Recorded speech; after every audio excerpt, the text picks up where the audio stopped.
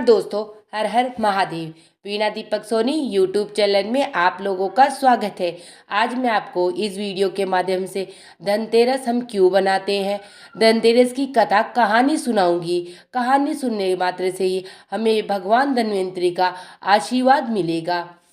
के साथ मैं आपको बताती हूँ धनतेरस हम लोग क्यों बनाते हैं। समुद्र मंथन के दौरान भगवान धन्वंतरि जब अपने हाथों से अमृत कलश लेकर निकले थे, उस दिन कार्तिक मास के कृष्ण पक्ष की त्रयोदशी तिथि थी। इसीलिए इस दिन को धनतेरस का पर्व मनाया जाता है। भगवान धन्वंतरि की पूजा अर्चना करने से आरोग्य सुख की प्राप्ति होती है। धनतेरस का पर्व हम क्यों बनाते हैं उसके बारे में आप लोगों को मैं बताती हूँ। कार्तिक मास के कृष्ण पक्ष की त्रयोदशी तिथि को धनतेरस का पर्व मनाया जाता है। इस बार यह शुभ तिथि 29 अक्टूबर के दिन बुधवार मंगलवार के दिन बनाई जाएगी। शास्त्रों के अनुसार इस तिथि को समुद्र मंथन के समय भगवान धन्वंतरि अमृत कलश लेकर प्रकट हुए थे। इस वजह से इस तिथि को धनतेरस या त्रयोदशी तिथि के नाम से जाना जाता है। भगवान धन्वंतरि के अलावा इस दिन माता लक्ष्मी, धन के देवता कुबेर, मृत्यु के देवता यमराज की भी पूजा की जाती है। इस दिन से दीपावली का पर्व शुरू हो जाता है और इस दिन सोना चांदी नए बर्तन खरीदना बहुत ही शुभ माना जाता है। धनतेरस के दिन मैं आप लोगों को एक बात और बता देती हूँ, हमें कभी भी कांच के बर्तन नहीं खरीदना चाहिए। जहाँ तक हो सके सोना चांदी तांबा पीतल के बर्तन या कुछ भी खरीद लेना चाहिए, लेकिन हमें तांबे से बनी हुई वस्तु नहीं खरीदनी चाहिए। इस दिन मैं आपको धनतेरस की पौराणिक कहानी कथा सुनाती हूँ। कहानी सुनने मात्र से ये भगवान धन्वंतरि का आशीर्वाद हम लोगों को मिल जाता है। एक बार मृत्यु के देवता यमराज ने यमदूतों से प्रश्न किया कि क्या कभी मनुष्य के प्राण लेने में तुमको किसी भी पर दया आती है। यमदूतों ने कहा, नहीं महाराज, हम तो केवल आपके दिए हुए निर्देशों का ही पालन करते। फिर यमराज ने कहा कि बेझिझक होकर बताओ कि क्या कभी मनुष्य के प्राण लेने में दया आई है। तब एक यमदूत ने कहा कि एक बार ऐसी घटना हुई है जिसे देखकर हृदय प्रसीज गया। एक दिन हंस नाम का राजा शिकार पर गया था और वह जंगल के रास्ते में भटक गया था। भटकते भटकते दूसरे राजा की सीमा पर चला गया। वहां पर एक हेम नाम का शासक था। उसने पड़ोस के राजा का आदर सत्कार किया। उसी दिन राजा की पत्नी ने एक पुत्र को जन्म भी दिया। शास्त्रों ने ग्रह नक्षत्र के आधार पर बताया इस बालक की विवाह के 4 बाद ही मृत्यु हो जाएगी। तब राजा ने आदेश दिया कि इस बालक को यमुना तट पर एक गुफा में ब्रह्मचारी के रूप में रखा जाए और स्त्रियों की परछाई भी यहाँ तक कि नहीं पहुँचनी चाहिए। लेकिन विधि के विधान को कुछ और ही मंजूर था। संयोगवश राजा हंस की पुत्री यमुना तट पर चली गई और वहां राजा के पुत्र को देखा। दोनों ने गंधर्व विवाह कर लिया। विवाह के 4 दिन बाद ही राजा के पुत्र की मृत्यु हो गई। तब यमदूत ने कहा कि उस नवविवाहिता का करुण विलाप सुनकर हृदय प्रसीज गया था। सारी बातें सुनकर यमराज ने कहा कि क्या करे, यह तो विधि का विधान है और मर्यादा में रहते हुए काम करना पड़ेगा। दूतों ने पूछा कि ऐसा कोई उपाय है जिससे अकाल मृत्यु से बचा जा सके। तब यमराज ने कहा कि धनतेरस के दिन विधि विधान के साथ पूजा अर्चना और दीप दान करने से अकाल मृत्यु नहीं होती है।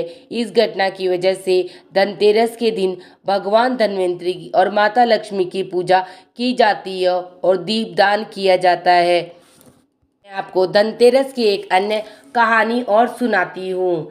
धनतेरस की पौराणिक कथा। जब किसान के घर ठहर गई माँ लक्ष्मी। कार्तिक कृष्ण पक्ष की त्रयोदशी तिथि के दिन धनतेरस का पर्व पूरी श्रद्धा विश्वास के साथ मनाया जाता है। धन्वंतरि के अलावा इस दिन देवी लक्ष्मी और धन के देवता कुबेर की भी पूजा करने की मान्यता है। इस दिन को मनाने के पीछे धन्वंतरि के जन्म की कथा के अलावा इसके बारे में एक दूसरी कहानी भी प्रचलित है, जो आपको मैं सुनाने जा रही हूँ। कहा जाता है एक समय भगवान विष्णु मृत्यु लोक में विचरण करने के लिए आ रहे थे। तब लक्ष्मी जी ने भी उनसे साथ चलने का आग्रह किया। तब विष्णु जी ने कहा, यदि मैं आपको जो बात कहूँ तुम अगर वैसा ही मानो तो फिर चलो। तब लक्ष्मी जी उनकी बात मान गई और भगवान विष्णु के साथ भूमंड पर आ गई। कुछ देर बाद एक जगह पर पहुंचकर भगवान विष्णु ने लक्ष्मी जी से कहा कि जब तक मैं ना आऊं तुम यहाँ ठहरो। दक्षिण दिशा की ओर जा रहा हूँ, तुम उधर मत आना। विष्णु जी के आने जाने पर लक्ष्मी के मन में कौतूहल जा गया कि आखिर दक्षिण दिशा में ऐसा क्या रहस्य है, मुझे मना किया गया और भगवान स्वयं चले गए। लक्ष्मी जी से रहा न गया और जैसे ही भगवान आगे बढ़े लक्ष्मी जी भी पीछे पीछे चल पड़ी। कुछ ही आगे जाने पर उन्होंने सरसों का एक खेत दिखाई दिया जिसमें खूब फूल लगे हुए थे। सरसों की शोभा देखकर वह मंत्रमुग्ध हो गई और फूल तोड़कर अपना श्रृंगार करने के बाद आगे बढ़ी। आगे जाने पर एक गन्ने की खेत से लक्ष्मी जी ने गन्ने तोड़कर रस चूस लगी। उसी क्षण विष्णु जी आए और यह देखकर लक्ष्मी जी पर नाराज होकर उन्हें श्राप दे दिया कि मैंने तुम्हें उधर आने को मना किया था पर तुम न मानी और किसान की चोरी का अपराध कर बैठी। अब तुम इस अपराध के जुर्म में इस किसान की 12 वर्ष तक सेवा करो। ऐसा कहकर भगवान उन्हें छोड़कर क्षीर सागर में चले गए। तब लक्ष्मी जी गरीब किसान के घर पे रहने लगी। एक दिन लक्ष्मी जी ने उस किसान की पत्नी से कहा कि तुम स्नान कर पहले मेरी बनाई गई इस देवी लक्ष्मी का पूजन करो, फिर रसोई बनाना, तब तुम जो मांगोगी मिलेगा। किसान की पत्नी ने ऐसा ही किया। पूजा के प्रभाव और लक्ष्मी जी की कृपा से किसान का घर दूसरे ही दिन से अन्न धन रत्न स्वर्ण आदि से भर गया। लक्ष्मी जी ने किसान को धन्य धान्य से पूर्ण कर दिया। किसान के 12 वर्ष बड़े आनंद से कट गए। फिर 12 वर्ष के बाद लक्ष्मी जी ने जाने के लिए तैयारी की।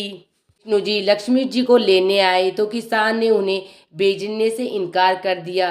तब भगवान ने किसान से कहा कि इन्हें कौन जाने देता है, यह तो चंचल है, कहीं नहीं ठहरती, इनको बड़े बड़े नहीं रोक सके। इनको मेरा श्राप था, इसलिए 12 वर्ष से तुम्हारी यह सेवा कर रही थी। तुम्हारे 12 वर्ष सेवा का समय पूरा हो चुका है।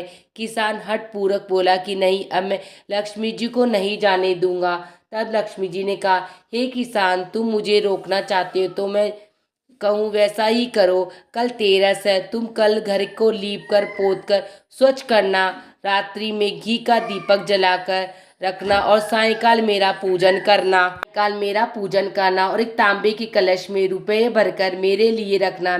मैं उस कलश में निवास करूंगी। पूजा के समय में तुम्हें दिखाई नहीं दूंगी। इस दिन एक दिन की पूजा से वर्ष भर में तुम्हारे घर से नहीं जाऊंगी। यह कहकर वह दीपकों के प्रकाश के साथ 10 दिशाओं में फैल गई। अगले दिन किसान ने लक्ष्मी जी की कथानुसार पूजन किया। उसका घर धन्य धान्य से पूर्ण हो गया। इसी वजह से हर वर्ष तेरस के दिन लक्ष्मी जी की पूजा करनी चाहिए। तेरस के दिन अगर हम ये कहानी सुन भी लेते हैं तो कहानी सुनने मात्र से ही भगवान धन्वंतरी और माता लक्ष्मी का हम लोगों को आशीर्वाद मिल जाता है। इसी के साथ मेरी इसकी कथा कहानी समाप्त होती है।